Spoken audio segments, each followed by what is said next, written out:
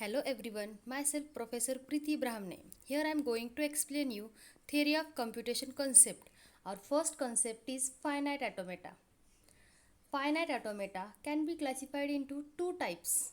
First one is deterministic finite automata, that is DFA, and non-deterministic finite automata, that is NFA or NDFA.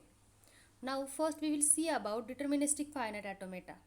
In DFA, for each input symbol, one can determine the state to which the machine will move. Hence it is called as a deterministic automata.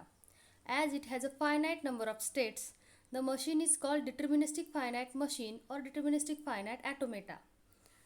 Now we will see the formal definition of DFA. A DFA can be represented by 5 tuples.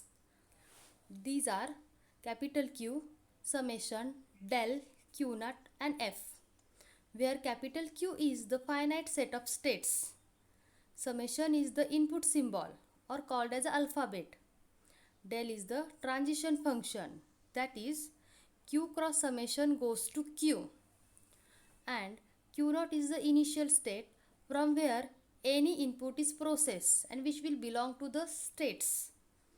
F is the set of final states. Now this is the graphical representation of a DFA. A DFA is represented by diagrams called as a state diagram. The vertices represent the states and the arc labeled with the input alphabet shows the transition from one state to the other state. Now the initial state, that is Q naught state, is denoted by the empty single incoming arc, and the final state indicated by the double circle, which is the F, capital F in the tuple.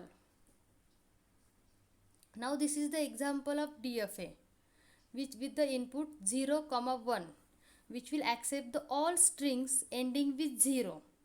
In the given example, 0 and 1 are the two states and 0 and 1 are the input symbols. The initial state is the 0 state and 1 is the final state, which will accept the all string end with the 0. Next part is the deterministic finite automata or NFA. In NFA, for a particular input symbol, the exact state to which the machine moves cannot be determined. We cannot determine the machine moves in the NFA. Hence, it is called as a non-deterministic automata. As it has a finite number of states, the machine is called NFA. Formal definition of NFA. NFA's formal definition consists of 5 tuples, same as a DFA. These tuples are capital Q, summation, del, Q naught and F, where capital Q is a finite set of states, which is same as a DFA. Summation is the finite set of input symbols called alphabet, which is same as a DFA. Del is a transition function, which is Q cross summation goes to 2 raised to Q. Here the DFA and NFA transition functions are different. Here the power set of Q, that is 2 raised to Q, has been taken because in case of NFA, from a state transition can occur to any combination of Q states. This is the main difference between the transition function of DFA and NFA. Q naught is the initial state from where any input is processed, and F is the final states which will belongs to the capital Q. Now graphical representation of NFA. NFA's graphical representation is same as a DFA, where vertices represent the states, that is capital Q.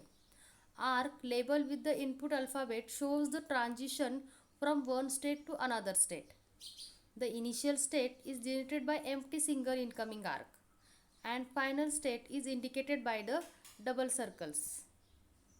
For example, below is a NFA for accepting all strings ending with 0.